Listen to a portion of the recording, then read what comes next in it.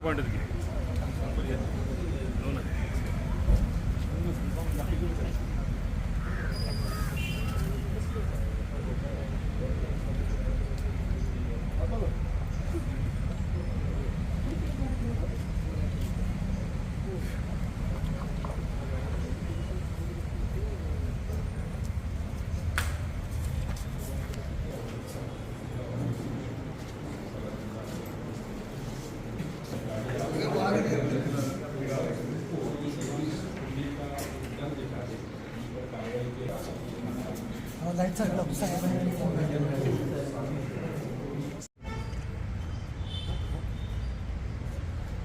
बघा, सगळे समोर बघा.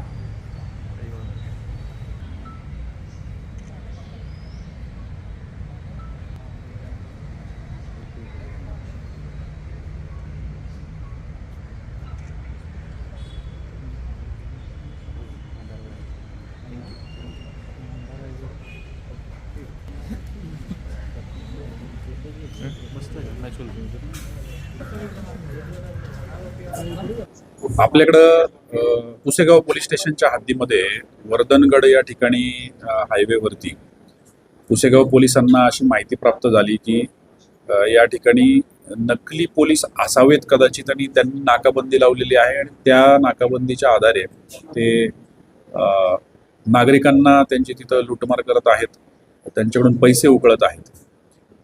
हा जो काही संशयास्पद जी काही माहिती प्राप्त झाली होती त्याच्यावरती पुसेगावचे इन्चार्ज श्री खुणे आणि यांच्या टीमने तात्काळ तिथं धाव घेतली.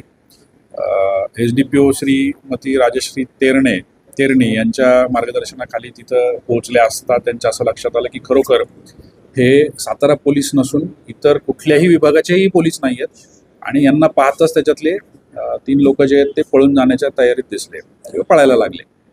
त्यातल्या 4 जणांना ताब्यात घेण्यात आलं, त्यांचे व्हॉट्सअप चेक करण्यात आले, त्यांचं त्या ठिकाणीच त्यांचं इंट्रोगेशन करण्यात आलं, त्यांची विचारपूस करण्यात आली आणि त्या अंती असं निदर्शनास आलं की सांगली कोल्हापूरचे राहणारे हे सगळे जे आहेत मंडळी हे आरोपी, तर या सगळ्यांनी पोलिसांची वेशभूषा केलेली, खाकी पॅन्ट नवीन शिवून घेतलेले, त्याच्या पावत्या देखील आपल्याला सापडल्या, काळ्या रंगाचे शूज जे पोलीस अंमलदार घालतात, खाकी रंगाचे शूज, ब्राऊन कलरचे शूज जे अधिकारी घालतात.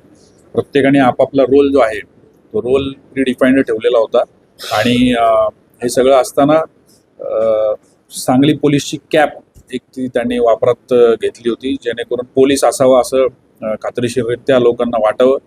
आपल्या सगळ्यांना कल्पना आहे की आता वारी ही पालखी आणि पालखीची वारी ही आता सातारा जिल्ह्यामध्ये प्रवेश करत आहे. अशावेळी या सगळ्या भागामध्ये नवीन लोक जे दर्शनासाठी जात आहेत, नवीन वाहनं जी दर्शनासाठी जात आहेत, त्याच्यामध्ये वारकरी आहेत, भाविक आहेत, या सगळ्यांच्या गाड्या या ठिकाणावरनं जात असताना त्यांना अडवून, कारण जुनी जी लोक असतात जी स्थानिक आहेत यांना कल्पना असते कोण पोलीस असतात, कुठे नाकाबंदी असते, कधी असते, तर याची कल्पना असते, ओळखत असतात एकमेकांना.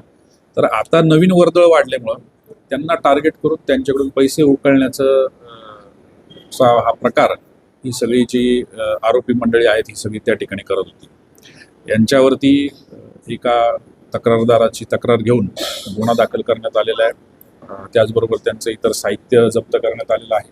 2 वाहनं सुद्धा जप्त करण्यात आलेली आहेत आणि यांनी अजून कुठे कुठे असा प्रकार केला आहे याच्याबद्दलची अधिक माहिती घेत आहोत. सखोल चौकशी आणि तपास याच्यामध्ये चालू आहे. माझं नागरिकांना आव्हान आहे की तोतया पोलीस, अंती काढून घेणे, गाडीवरती कारवाई करण्याची भीती दाखवून, पावती करायचं दाखवून पैसे उकळणे किंवा हातचालाकी करणे किंवा अगदी आपण जेव्हा दर्शनाला जातो त्यावेळी आपल्या घरी घरफोडी करणे, त्यानंतर चोऱ्या करणे, तर या सगळ्या प्रकारच्या घटना ज्या आहेत या ज्यावेळी गर्दी होते, कॉंग्रिगेशन्स होतात, ज्यावेळी एका ठिकाणी खूप संख्येमध्ये लोक येतात त्यावेळी ते घडण्याचं प्रमाण जास्त असतं आणि त्यामुळं आपल्या सगळ्यांना आव्हान आहे की सतर्क राहा, जागरूक राहा.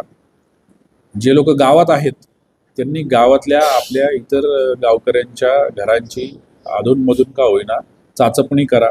गावात नवीन कोण व्यक्ती दिसतोय, टू व्हीलरवरती कोण फिरतायत किंवा संशयास्पद लोक कोणी आहेत का, तर याची सुद्धा खात्री करा. गावातल्या पोलीस पाटलांनी या सगळ्यांना विश्वासात घ्या आणि कमीत कमी अशा घटना कशा घडतील याकडं आपण सगळ्यांनी एकत्रित प्रयत्न करून निश्चित लक्ष द्या.